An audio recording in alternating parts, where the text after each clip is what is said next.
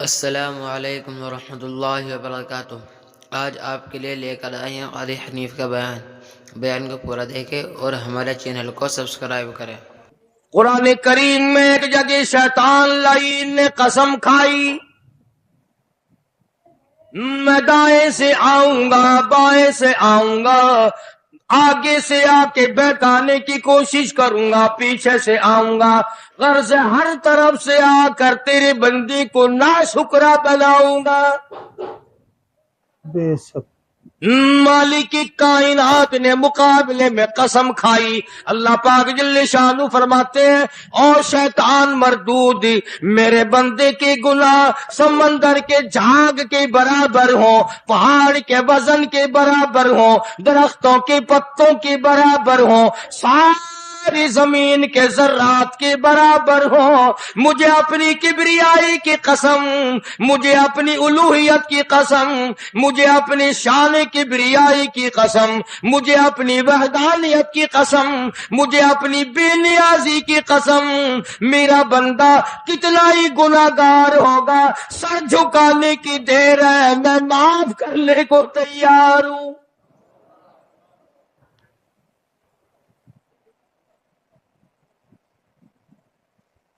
فرمایا 5 چیزیں جب کسی کو عطا ہو جائیں تو 5 چیزیں خود بخود اللہ پاک عطا فرما دیتے ہیں۔ 5 چیزیں جب کسی کو مل جائیں اللہ پاک جل شانہ رحیم کریم ذات 5 چیزیں خود بخود عطا فرماتے ہیں۔ توجہ کریں، فرمایا جب میرا بندہ شکر کرتا ہے، میرا بندہ شکر کرتا ہے، میرے انعام کا شکر کرتا ہے، قدر کرتا ہے، فرمایا میں اس نعمت میں اضافہ کرتا چلا جاتا ہوں۔ فرمایا لئن شکرتم لازیدنکم، اور میرے بندو اگر شکر ادا کرو گے، میرے انعام کی قدر کرو گے، آنکھ کا شکریہ ادا کیا کر، قرآن دیکھا کر، کان کا شکریہ ادا کیا کر، قرآن کریم سنا کر، زبان کا شکریہ ادا کیا کر، قرآن کریم کی تلاوت کیا کر، درود پاک نبی کریم صلی اللہ علیہ وسلم کی ذات پہ پڑھا کر، پاؤں کا شکرانہ ادا کیا کر، مسجد کی طرف چل کے جایا کر، ہاتھوں کا شکرانہ ادا کیا کر، اس سے قرآن کریم کی ورق گردانی کیا کر، اس سے قرآن کریم کی اور آنکھ کو کھولا کر۔ جب یہ چیزیں عطا ہو جائیں، فرمایا پہلی چیز یہ ہے جب بندے کو شکر مل جاتا ہے اور جب شکر کرتا ہے، میرے انعام کی قدر کرتا ہے، میں اس میں اور اضافہ کر دیتا ہوں۔ اب بندے کی عادت یہ ہے کہ اللہ پاک نے اگر اس کو 100 روپے عطا فرمائے، بندے کی یہ عادت ہے کہ اللہ پاک نے اگر اس کو 100 روپے عطا فرمائے، اب وہ 2.5 دیتا ہوا رو رہا ہے کہ اے اللہ مجھے یہ 97.5 کیوں دیے، مجھے نہ دیتا تو اچھا تھا، یہ ناشکری ہوئی۔ فرمایا لئن شکرتم لازیدنکم، اگر تم میرا شکر ادا کرو گے میں انعام میں زیادتی کروں گا، وَلَئِن كَفَرْتُمْ، اگر تم ناشکری کرو گے إِنَّ عَذَابِي لَشَدِيدٌ، اگر ناشکری کرو گے نعمت بھی چھین لوں گا، عذاب میں بھی مبتلا کروں گا۔ ایمان کتنی بڑی نعمت ہے، اسلام کتنی بڑی نعمت ہے، قرآن کتنی بڑی نعمت ہے۔ اور لوگوں، مالک کائنات کی قسم ہے، 2 جہان کے تخت و تاج، 2 جہان کی بادشاہت، ساری دنیا کے یاقوت ہیرے جواہرات، ساری دنیا کے سونے چاندی ایک طرف، مالک کائنات کے قرآن کریم کی ایک آیت ایک طرف، بیش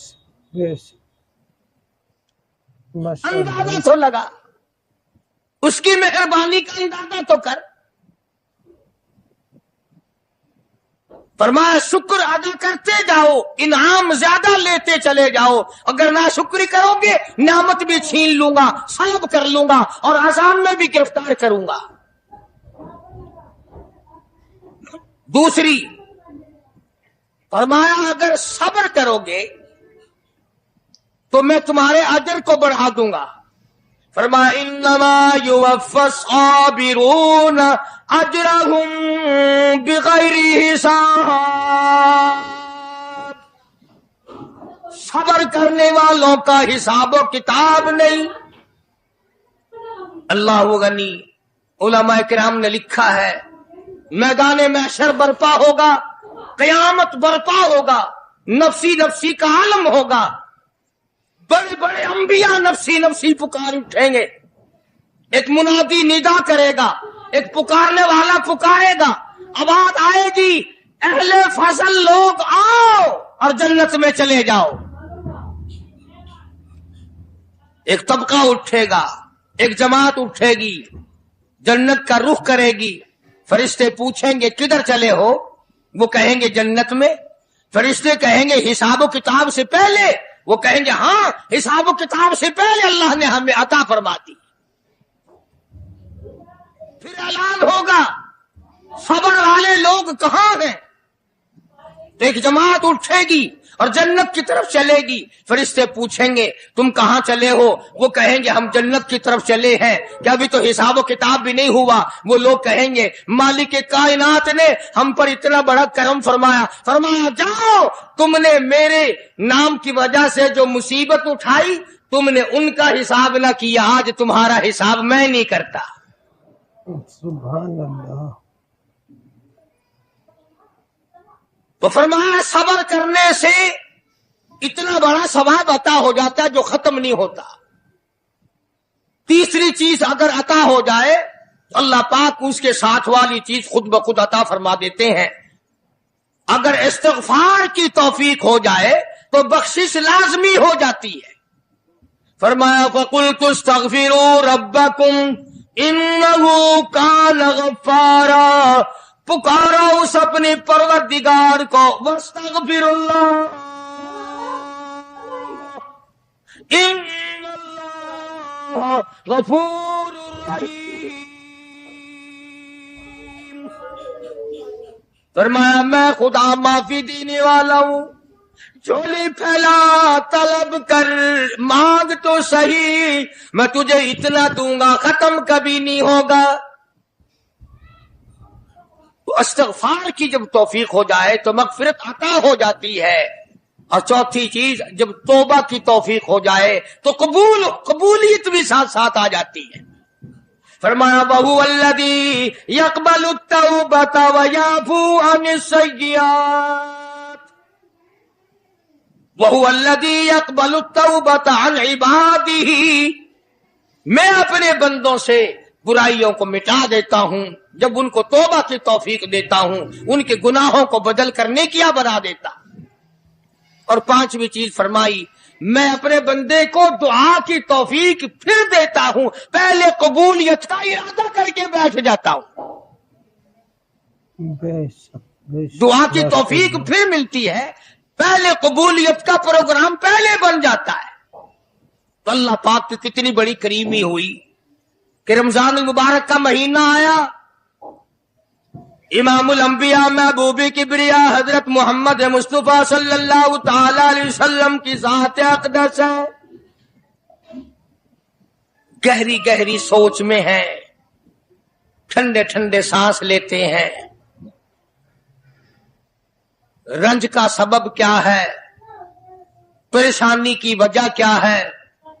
علماء نے لکھا ہے کہ حضور صلی اللہ علیہ وسلم کی جب اس بات پہ نظر پڑی کہ پہلے نبیوں کی امتوں کی عمریں 1000 سال، 1200 سال، 800 سال کی عمر ایک ایک آدمی کی.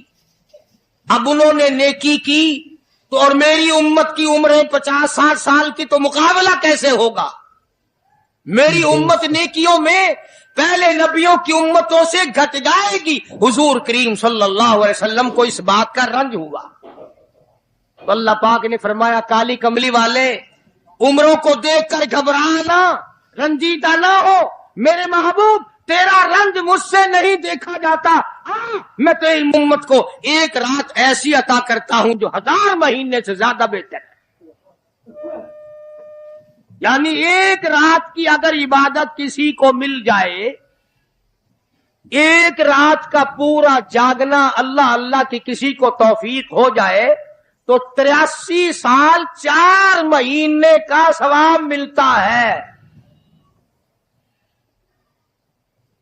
شب قدر کی جو رات ہے، لیلۃ القدر کی جو رات ہے، اگر وہ رات کسی کو مل جائے اور کوئی آدمی اس میں اللہ اللہ کرے، جاگے، پروگرام بنائے، مانگنے کا وقت پروگرام بنائے، دعا اللہ سے کرے، تو فرمایا کہ ایک رات کے جاگنے پر 83 سال 4 مہینے مکمل عبادت میں گزارنے کے برابر ثواب ملتا ہے. سبحان اللہ. اور اگر کوئی رمضان کی آخری 10 راتیں جاگ کر گزار دے، جنت کی طلب میں گزار دے، جہنم کے ڈر میں گزار دے، قرآن کے شوق میں گزار دے، رب کو راضی کرنے کے لیے گزار دے، محمد مصطفیٰ صلی اللہ علیہ وسلم کی اطاعت اور فرما برداری کرتے ہوئے گزار دے، تو علماء نے لکھا ہے کہ 10 راتوں کو جاگنے والے کو 833 برس 4 مہینے جاگنے کا ثواب ملتا ہے.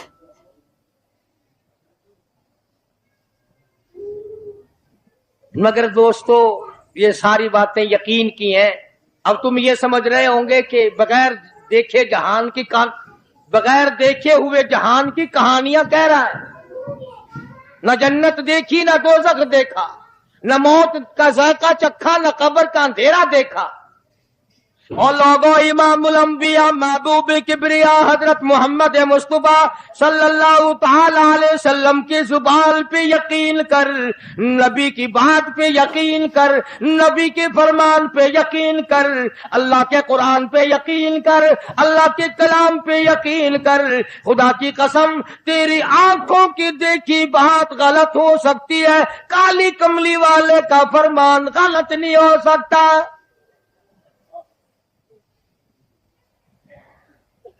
فرمایا اِنَّا أَنزَلْنَاهُ فِي لَيْلَةِ الْقَدْرِ،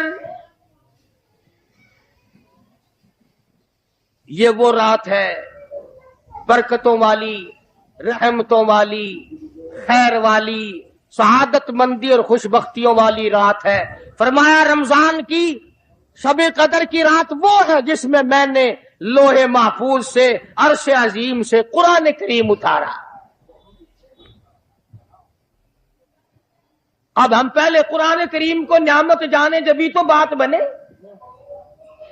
ہمارے نزدیک سونا نعمت ہے، چاندی نعمت ہے، کوٹھی نعمت ہے، بنگلہ نعمت ہے، تخت و تاج نعمت ہے، خوبصورتی نعمت ہے، حسن و جمال نعمت ہے لوگوں کے نزدیک. مگر مسلمانوں، خدا کی قسم جو چیز ہم نے بندوں سے روزانہ چھوٹتی دیکھی وہ تو نعمت بن گئی، اور جو نہ قبر میں چھوٹے نہ حشر میں چھوٹے وہ خدا کا قرآن ہے، وہ نعمت نہیں اور انعام نہیں. بے شک بے شک. تو کتنا بڑا انعام ہوگا. حدیث پاک میں آتا ہے کہ قیامت کے دن ایک آدمی پھنس جائے گا اور اتنی بری طرح پھنسے گا کہ پریشان ہو کر رہ جائے گا، یقین ہو جائے گا کہ میں جہنمی ہوں.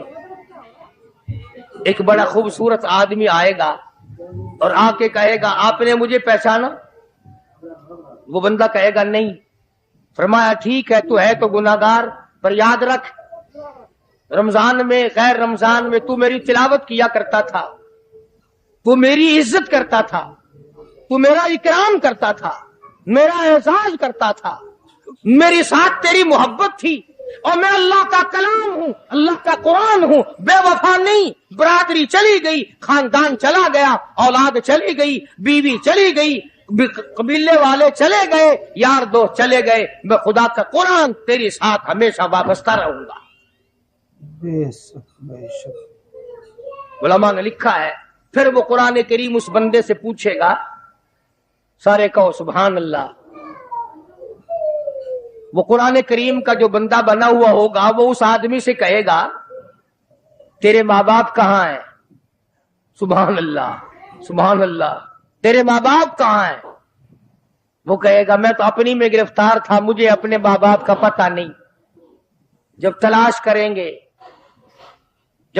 کریں گے ماں اور باپ کو تو ایسی حالت میں دیکھیں گے کہ فرشتے گھسیٹ کر ان کو دوزخ کی طرف لے جا رہے ہیں۔ ایسی حالت میں دیکھیں گے کہ فرشتے گھسیٹ کر جہنم کی طرف لے جا رہے ہیں، تو وہ اللہ کا قرآن آگے بڑھے گا، اور جیسے ٹریفک والا پولیس والا سپاہی سٹی مار کر ٹریفک کو نہیں روکتا، ایک لائٹ مارے گا، ایک روشنی چھوڑے گا اور کہے گا ٹھہرو، سب لوگ ٹھہر جائیں گے۔ اس بندے کا ماں باپ کون سا ہے؟ کہ یہ ہے کہ آ جاؤ، اللہ نے تمہیں جنت عطا کر دی۔ وہ بندے کہیں گے، ماں اور باپ کہیں گے ہمارے عمل تو لے تو نیکیاں کم، گناہ زیادہ، گناہوں کے دفتر نکلے، جہنم کا ہمارا فیصلہ ہو چکا، ہم تو جہنم کی طرف چلے جا رہے تھے، فرشتے مجھ کو کھینچ کر جہنم کی طرف لے چلے تھے، بھلے سے راستے میں مل گئی رحمت تیری، اور مالک کائنات یہ کیا کرم ہوا کہ دوزخ سے واپسی ہو رہی ہے، آواز آئے گی، قرآن کریم کی برکت ہے، تیری اولاد نے قرآن پڑھا، اس قرآن کی برکت سے میں خدا نے تم دونوں کو معاف کر دیا۔ تو فرمایا اِنَّا أَنزَلْنَاهُ فِي لَيْلَةِ الْقَدْرِ وَمَا أَدْرَاكَ مَا لَيْلَةُ الْقَدْرِ۔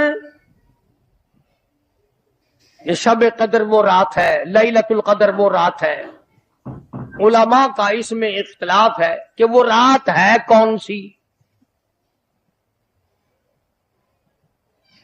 نبی کریم سب کہہ دو صلی اللہ علیہ وسلم تشریف فرما ہے۔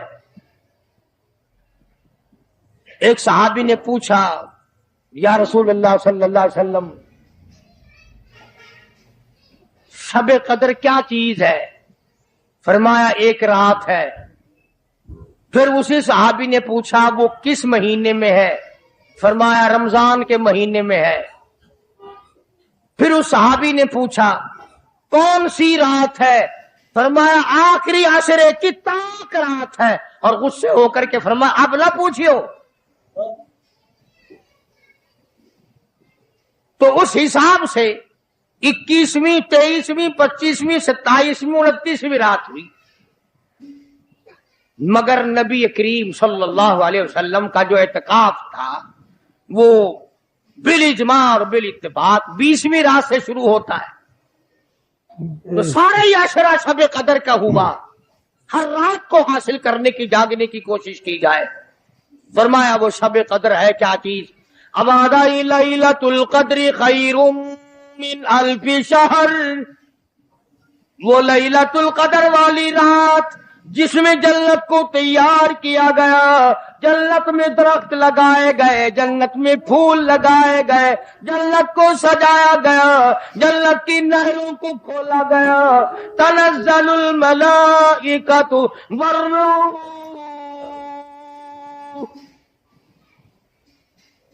فرشتے آسمان سے اترتے ہیں، جبریل امین سب سے جھنڈا ساتھ لے کر تشریف لاتے ہیں اور بیت اللہ پہ نصب کر دیتے ہیں، اور ساری امت کے لیے اعلان کرتے ہیں، اور فرشتوں پھیل جاؤ، ساری دنیا میں چلے جاؤ، گھروں میں چلے جاؤ، کشتیوں میں چلے جاؤ، علاقوں میں چلے جاؤ، لوگوں میں چلے جاؤ، جہاں بھی کوئی اللہ کو یاد کر رہا ہو، قرآن کی تلاوت کر رہا ہو، درود شریف پڑھ رہا ہو، استغفار کر رہا ہو، دعا کر رہا ہو، فرشتوں جاؤ ان کی دعاؤں پہ آمین کہو اور ان بندوں سے مصافحہ کرو۔ اتنا بڑا انعام اور اتنی بڑی رات۔ بعض علماء نے یہ لکھا ہے، توجہ کریں، کہ نبی کریم صلی اللہ علیہ وسلم کے سامنے بنی اسرائیل کے 4 نبیوں کا ذکر آیا، حضرت زکریا علیہ السلام، حضرت ایوب علیہ السلام، حضرت حزقیل علیہ السلام، حضرت یوشع علیہ السلام، ان 4 نبیوں کا ذکر خیر ہوا، اور یہ ذکر کیا گیا کہ ان نبیوں نے 80 سال اس طرح عبادت کی کہ آنکھ کے پلک جھپکنے کے برابر بھی غفلت نہ کی۔ ایوب علیہ السلام نے، زکریا علیہ السلام نے، حضرت حزقیل علیہ السلام نے، یوشع علیہ السلام نے اللہ کو اتنا یاد کیا، اس کی اتنی عبادت کی، اتنی مناجات کی، اتنی حمد و ثنا کی، اتنی ترانہ ریزی کی، اتنے سجدے کیے، اتنے اس کے سامنے سر جھکایا کہ 80 سال تک اتنا وقت بھی غفلت میں نہ گزارا جیسے کہ آنکھ کی پلک جھپکنے کا وقت لگتا ہے۔ اب بتاؤ ان کی برابری کون کرے؟ تو مدنی کریم صلی اللہ تعالی علیہ وسلم کی ذات اقدس کو اس پر رانجایا، انہوں نے اتنی عبادت کی۔ میری امت کے لوگ اگر عبادت بھی کریں پھر بھی عمریں تھوڑی ہیں، مقابلہ کیسے ہوگا؟ فرمایا میرے محبوب گھبرانا، ایک رات ایسی دوں گا 1000 مہینوں سے زیادہ افضل ہے۔ بدقسمت قوم جماعت کی نماز بھی ادا نہیں کرتے، کوشش کر کے مغرب کی جماعت کی نماز ادا کرو، عشاء کی نماز جماعت کی ادا کرو، فجر کی نماز جماعت کی ادا کرو تاکہ رات جو ہے وہ عبادت میں لکھی جائے۔ ایک اور بتا دوں، ان دنوں میں جو یہ آفتاب گزر رہا ہے، جماعت کا چھوڑنا اتنا بڑا گناہ ہے کہ اگر پورے سال میں ایک دن بھی جماعت میں شریک نہ ہو اتنا بڑا گناہ نہیں ہوتا جتنا آج اور ان دنوں میں ایک جماعت کے چھوڑنے سے گناہ ہوتا ہے۔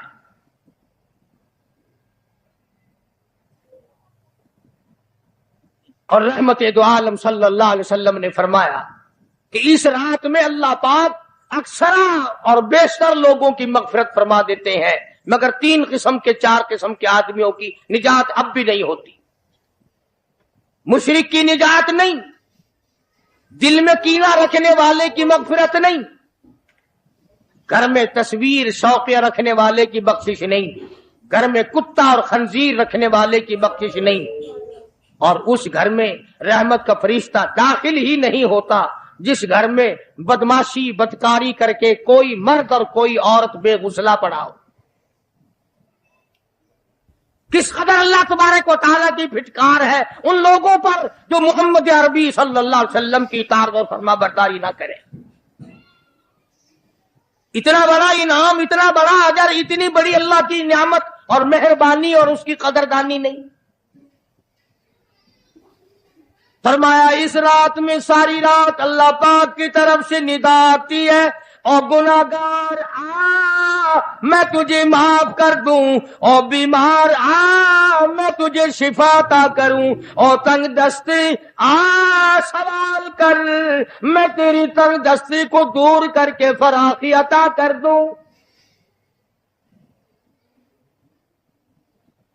بات ساری یقین قرآن اور ایمان کے بغیر ہم قبروں میں تباہ ہو جائیں گے۔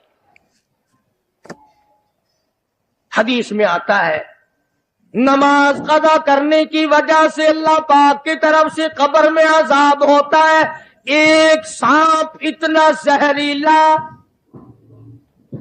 اتنا زہر والا مسلط کر دیا جاتا ہے۔ حضور کریم صلی اللہ علیہ وسلم کی ذات اقدس نے فرمایا اتنا زہریلا سانپ ہے اگر دنیا میں پھنکار مار دے زمین پر قیامت تک سبز گھاس پیدا نہ ہو۔ گنجا ہوتا ہے سانپ، وہ سانپ اللہ پاک کے حکم سے مردے پہ مسلط ہو جاتا ہے، پیروں سے لے کر سر کی طرف کاٹتا ہوا چلا جاتا ہے، اور سر کے لے کر پیروں کی طرف کاٹتا ہوا آتا ہے۔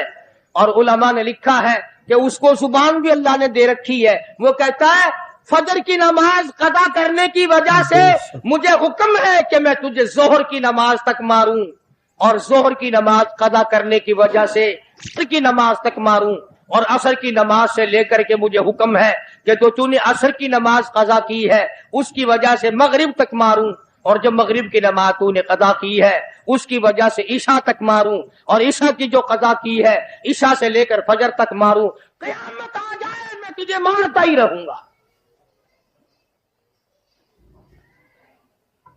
تو عورتوں کو مردوں کو نماز کی نہایت پابندی کرنی چاہیے، اور شب قدر کی قدر کرو۔ حضرت عباس رضی اللہ تعالی عنہ کو مدنی کریم صلی اللہ علیہ وسلم نے فرمایا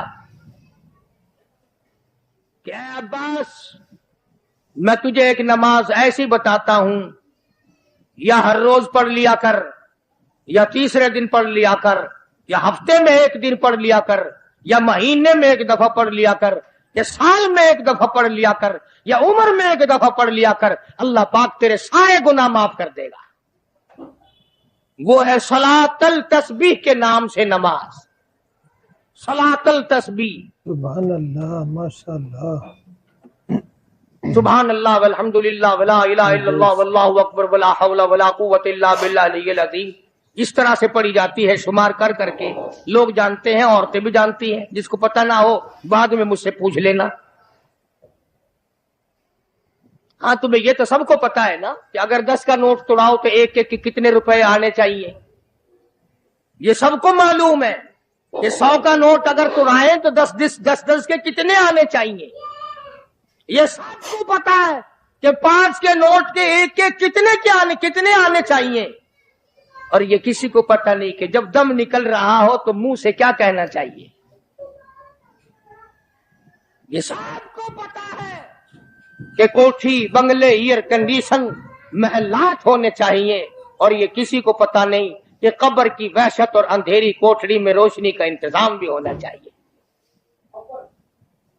تو مالک کائنات نے اسی لیے یہ وقت عطا فرمایا، اور یہ نعمت مرحمت فرمائی رمضان المبارک کی اور شب قدر کی، کہ ساری رات میں سارا دن میں کمائی کرو، اللہ اللہ کرو، استغفار کرو۔ فرمایا آسمان سے فرشتے اترتے ہیں اور ہر گھر میں پھیل جاتے ہیں، کتنی بڑی بات ہے۔ جبریل کہتا ہے جاؤ اللہ اللہ کرنے والوں سے مصافحہ کر کے آؤ، فرشتے مصافحہ کرتے ہیں۔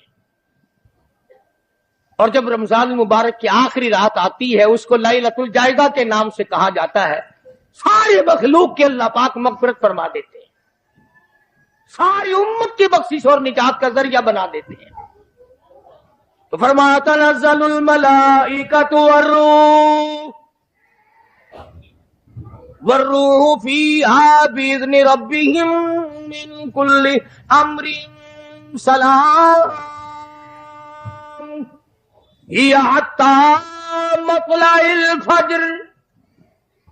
ساری رات سلامتی والی ہے، ساری رات نعمتوں والی ہے، رحمتوں بھری رات ہے، کرم بھری رات ہے، بھاگاں والی رات ہے، رحمتوں والی رات ہے، اس لیے سلام۔ ہر شر سے امن ہے، سلامتی ہے، ہر فساد سے امن ہے، سلامتی ہے، ہر تکلیف سے امن ہے، سلامتی ہے۔ صحابہ کہتے ہیں کہ جب رمضان المبارک کا اخیر آیا کرتا تھا صحابہ چیخے مار مار کے رویا کرتے تھے، الہی پھر رمضان نہ جانے کس کو آئے گا اور کس کو نہیں۔ مدینے کی گلیوں میں صحابہ رویا کرتے تھے، مدینے کی گلیوں میں چیخ و پکار ہوا کرتی تھی کہ ہائے گیا رمضان، رمضان چلا گیا، جا رہا ہے، نہ جانے پھر زندگی میں آئے گا یا نہیں آئے گا، ہمارے گناہ کیسے معاف ہوں گے، ہماری توبہ کیسے قبول ہوگی، ہماری استغفار کیسے قبول ہوگی، درود پاک کے درجے کیسے بڑھیں گے، تلاوت قرآن پاک پر انعام زیادہ سے زیادہ کیسے ملے گا۔ ان حضرات کا محمد کریم صلی اللہ علیہ وسلم کی ذات پہ یقین تھا۔ حضور کریم صلی اللہ علیہ وسلم سحری کھا رہے ہیں، صحابی آیا، فرمایا آؤ برکت والا کھانا کھا لو، اور فرمایا اسے ساری عمر نہ چھوڑنا۔ اندازہ لگا، پیٹ اپنا بھرو، کھانا کھاؤ، ذائقہ منہ میں لو اور ثواب بھی لو، اس نیت سے کھاؤ کہ کالی کملی والے کی سنت ہے، حضور کا حکم ہے، اس لیے یہ ارادہ نہ کرو کہ اس لیے کھا رہا ہوں دن میں بھوک نہ لگے، ثواب نہیں ملے گا۔ پھر ایک گھونٹ پانی پی، نیت یہ کر کے محمد عربی صلی اللہ علیہ وسلم کی فرما برداری کروں گا، حضور کی غلامی کروں گا، اطاعت کرتا کرتا مر جاؤں گا، اس پر اجر ملے گا، ثواب ملے گا۔ تو میں عرض کر رہا تھا کہ یہ گھڑیاں نہ جانے کس کس کے لیے آخری گھڑیاں ہیں، یہ مہینہ نہ جانے کس کس کے لیے آخری مہینہ ہے۔ ابھی رمضان المبارک سے 2-4 دن پہلے ادھر جلال پور کی طرف ایک کشتی میں 45 مرد، بچے، عورتیں زیادہ بھر گئی، شادی کے لیے جا رہے ہیں، گھروں کو جندرے مار کے گئے، شام کو آ کے کھول لیں گے، خدا کی قسم جندرے کھولنے والے آج تک واپس نہ آئے، لاشیں نہ ملی، بچوں کی لاشیں نہ ملی، عورتوں کی نہ ملی۔ انہیں کیا پتا تھا کہ شادی نہیں، بربادی ہونے والی ہے۔ یہ جو روزہ نہیں رکھتے نا، ان کا اللہ پر ایمان نہیں، ان کا محمد مصطفیٰ صلی اللہ علیہ وسلم کی ذات پر یقین نہیں۔ اگر یقین ہو یہ اس طرح کھاتے پیتے پھریں، رمضان کا روزہ جھوٹ بولے، رمضان کا روزہ کوئی مسلمان کا بیٹا رشوت وصول کر لے، ہرگز ایسا نہیں ہو سکتا۔ رمضان کا مہینہ اور کم تولتا رہے، رمضان المبارک کا مہینہ اور کم ناپتا رہے، رمضان المبارک کا جنتی مہینہ اور دھوکہ دے فریب کرے۔ یہ تو جنتی مہینہ ہے، جنت بناؤ، دوزخ اللہ پاک نے بند کر دی، اپنے اوپر جہنم کو حرام کرنے کی کوشش کرو۔ ارے بند ہو گئی تو اسے بند ہی رہنے دو۔ اگر لوگ کہتے ہیں کہ جی دیہڑیاں نہیں لگتی، پھر بچوں کو کہاں سے کھلائے؟ اس کا مطلب تو یہ ہوا کہ بچوں کا خدا تو ہوا نا، بچوں کو پالنے والا تو ہے، ان بچوں کا پیٹ بھرنے والا تو کب سے بن گیا؟ خدا کا قرآن سن، فرمایا وَلَا تَقْتُلُوا أَوْلَادَكُمْ خَشْيَةَ إِمْلَاقٍ نَحْنُ نَرْزُقُكُمْ وَإِيَّاهُمْ۔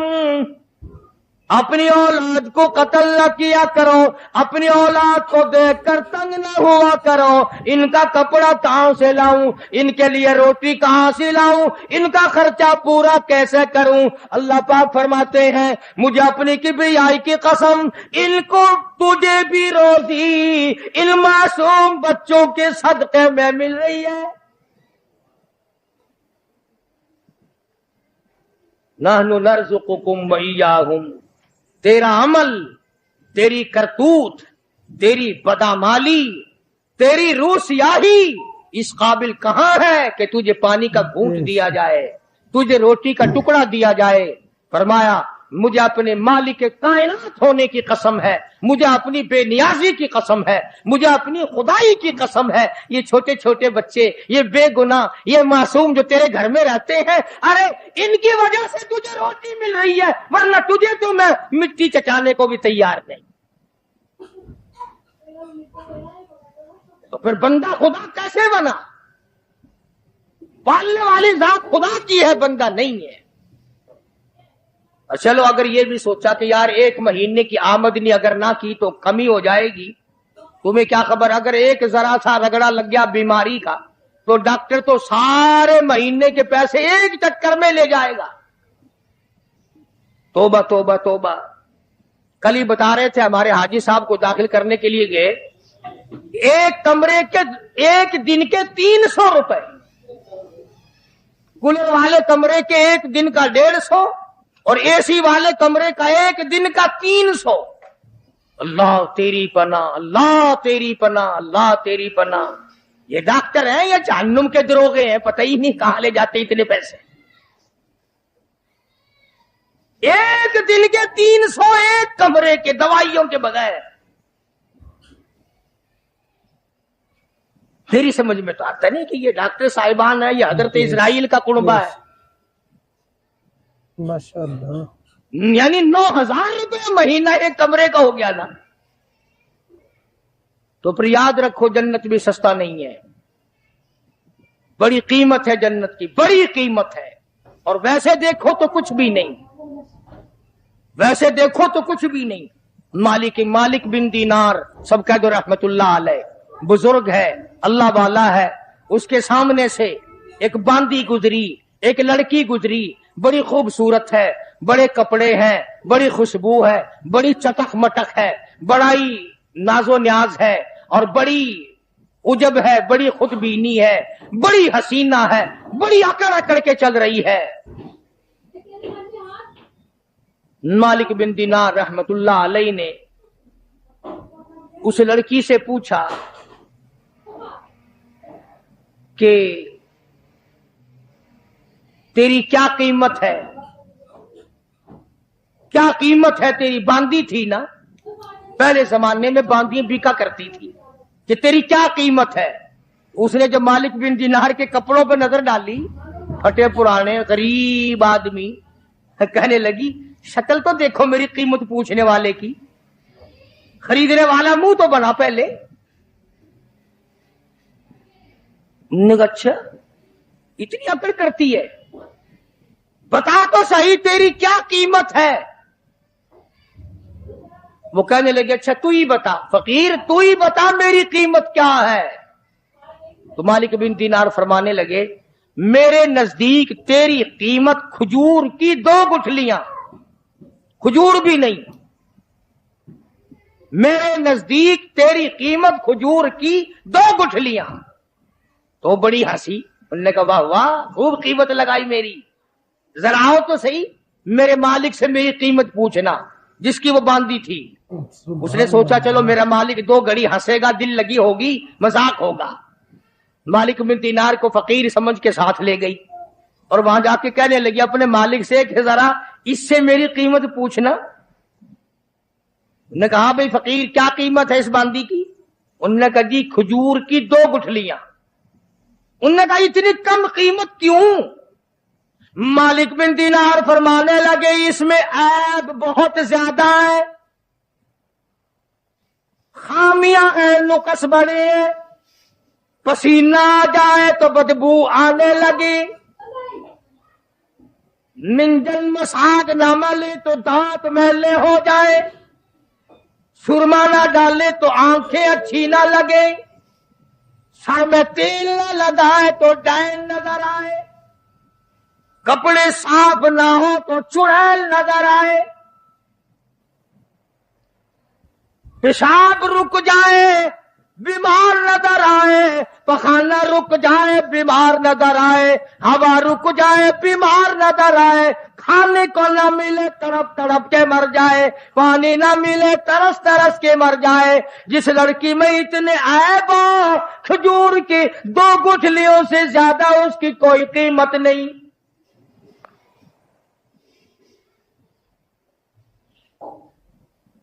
مالک بن دینار رحمت اللہ علیہ سے وہ کہنے لگا اس باندی کا جو مالک تھا، انہوں نے کہا پھر یہ تو ہر عورت میں عیب ہے، ہر عورت پخانہ بھی کرتی ہے، پیشاب بھی کرتی ہے، ہوا بھی خارج کرتی ہے، پسینہ بھی آتا ہے، تھوکتی بھی ہے، کھانے کو مانگتی ہے، پینے کو مانگتی ہے، پہننے کو بھی چاہیے، کوئی ایسی عورت بھی ہے جو یہ ساری چیزیں مانگے ہی نہ؟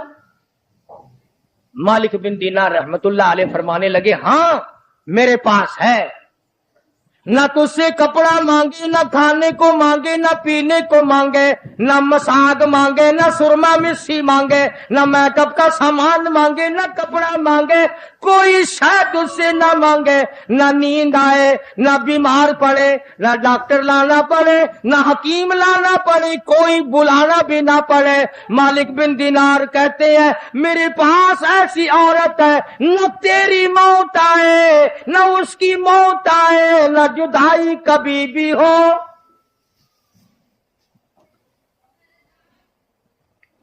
دنیا کی عورت کے ساتھ جب آدمی بغل گیر ہوتا ہے نا، عورت آدمی کے بغل میں ہو، پیار کر رہا ہو، اور دل میں یہ بات آ جائے کہ آج تو یہ میری بغل میں ہے، کل پتہ نہیں کہاں ہوگی یا قبر میں ہوگی، خدا کی قسم ہاتھ ڈھیلے چھٹ جائیں گے، بدن ڈھیلا چھٹ جائے گا، طبیعت پھر جائے گی، بے اعتبار سودا ہے۔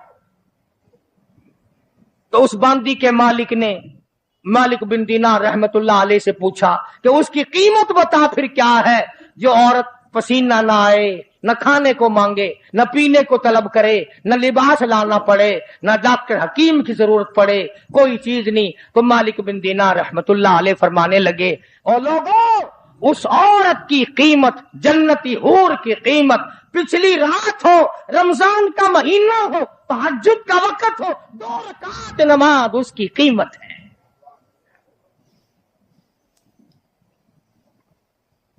आज आदत नहीं, सुबह उठेंगे ना सहरी के वक्त, सिगरेट पीते रहेंगे, होके पे जोर लगाएंगे। एक औरत खाना पकाएगी, बाकी बर्तन इधर रखिए कर, और ये नहीं कि 2-4 रकात नमाज नफिल अदा कर लूं। ये दिन फिर शायद किसको आएंगे और किसको नहीं आएंगे। इसलिए अल्लाह सुब्हानहू व तआला ने ये तौफीक दी और ये वक्त अता फरमाया, इसकी कदर करो। रात को भी कदर से गुजारो, दिन को भी कदर से गुजारो, तौबा इस्तिग़फ़ार का एहतमाम बनाओ। जितने दिन बाकी है कुरान मजीद की ज्यादा से ज्यादा तिलावत करो, सलातुल तस्बीह पढ़ो, इस्तिग़फ़ार करो, ला इलाहा इल्लल्लाह, ला इलाहा इल्लल्लाह, ला इलाहा इल्लल्लाह मुहम्मदुर रसूलुल्लाह सल्लल्लाहु अलैहि वसल्लम का विर्द करो। कपड़े भी धो, अल्लाह अल्लाह भी करो, बर्तन भी मांजो, कलमा का विर्द भी करो।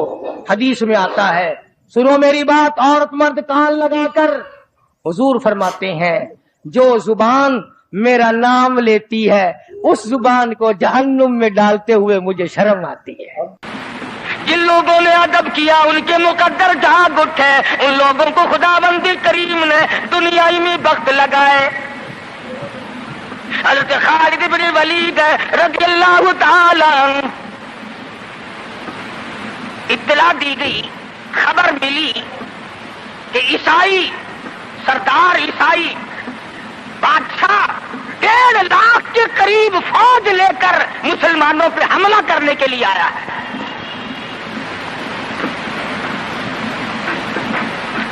हज़रत खालिद बिन वलीद रज़ियल्लाहु ताला अन्हु को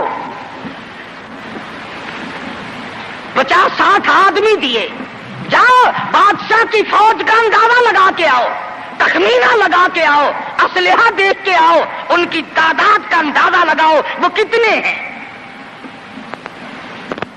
हज़रत खालिद बिन वलीद रज़ियल्लाहु ताला चंद सहाबा किराम को साथ लेकर के पहुंचे। ईसाई बादशाह को पता चला, उसने हज़रत खालिद बिन वलीद रज़ियल्लाहु ताला अन्हु को बुलाया और कहने लगा कि देखो जंग अच्छी चीज नहीं है, हमसे सुलह कर लो, हमसे सुलह कर लो। हज़रत खालिद फरमाने लगे, सुलह में देर क्या है, ला इलाहा इल्लल्लाह मुहम्मदुर रसूलुल्लाह सल्लल्लाहु अलैहि वसल्लम, कलमा पढ़, मुसलमान बन जा, मेरा भाई बन जा, जन्नत का हकदार बन जा, मेरे नबी का गुलाम बन जा, अल्लाह की तौहीद का मानने वाला बन जा, अभी तमाम बातों में सुलह हो जाएगी। वो कहने लगा, बड़ा जल्दी कलमा पड़ा है, जैसे मैं अकेला बैठा हूं, तूने मेरी फौज देखी है? 1.5-2 लाख फौज लेके आया हूं, खा जाएगी मेरी फौज तुम्हें। कलमे पढ़ा रहा है।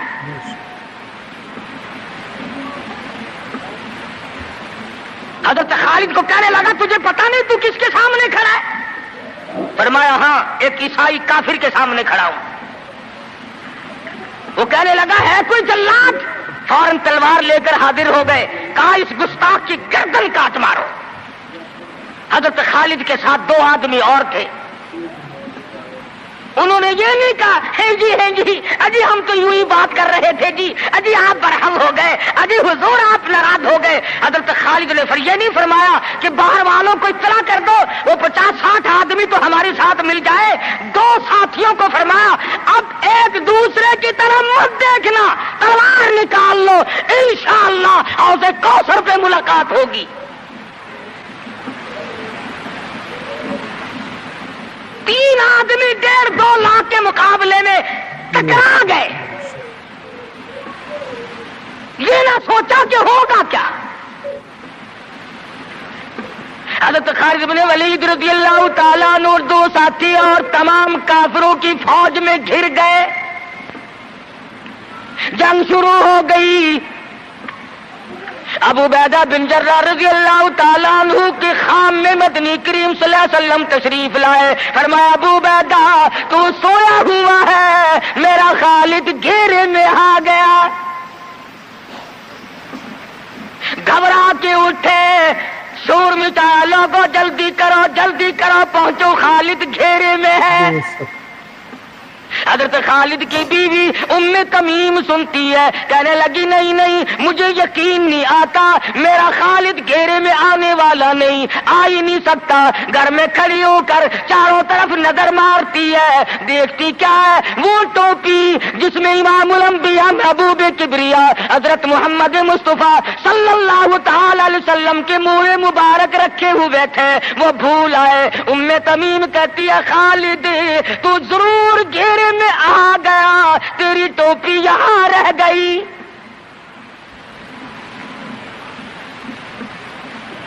ام تمیم نے ٹوپی لے کر کے شور نہیں مچایا, کپڑے نہیں پھاڑے, چہرہ نہیں نوچا, ابو عبیدہ کے پاس نہیں آئی, بغل میں ٹوپی دبائی, برقع اوڑھا, گھوڑے پہ سوار ہوئی, تلوار لے کر گھوڑے کو سر پٹ چھوڑ دیا.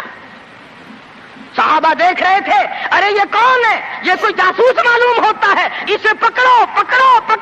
صحابہ نے گھوڑے دوڑائے, گھیرے میں لے لیا, پوچھا برقع پوش تو کون ہے, کہنے لگی نہ چھیڑو, خالد کی بیوی ام تمیم ہوں.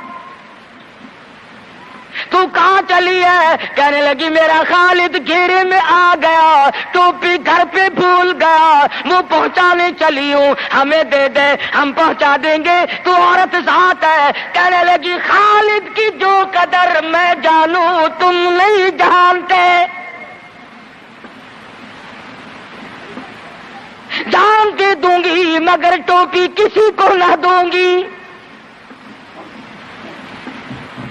نکل پڑی, آ کے دیکھا تلواریں چل رہی ہیں, گاجر مولی کی طرح آدمی کٹ رہے ہیں, حضرت خالد بن ولید بیچ میں ہے. ام تمیم نے تلوار نکال کر چلانی شروع کر دی, گاجر کی طرح لوگوں کو کاٹ مارا. خود حضرت خالد کہتے ہیں او میرے ساتھیوں, اس نوجوان کو پہچانو, اس برقع پوش کو پہچانو, اس نقاب پوش کو پہچانو, یہ کون ہے. جب سامنے گئی, نقاب اٹھا کے کہنے لگی خالد تیری بیوی ام تمیم ہو, یہ ٹوپی بھول آئے ہو, پہنچانے آئی ہو.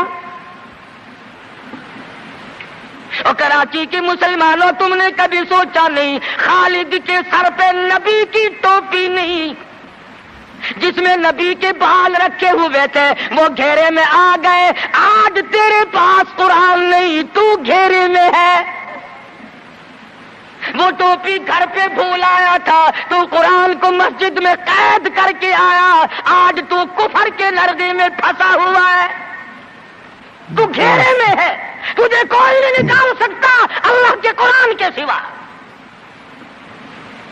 تم کتنی عسکری طاقت بڑھاؤ, تم تعداد بڑھا لو, تم چھوٹے بڑے زور لگاؤ, کتنی تم کوشش کرو, خدا کی قسم جب تک تم اللہ کا قرآن لے کر کے نہیں بیٹھتے اس وقت تک تمہارا گھیرا نہیں ٹوٹ سکتا.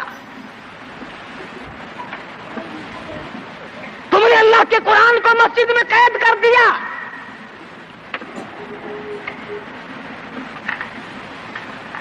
نہ اس کو عوام صدر میں جگہ دی, نہ مارکیٹ میں جگہ دی, نہ محلے میں جگہ دی, نہ برادری میں جگہ دی, نہ خاندان میں کوئی جگہ دی. تمام کو اکٹھا کر لو گے, اللہ کے قرآن کو پوچھنے والا کوئی نہیں.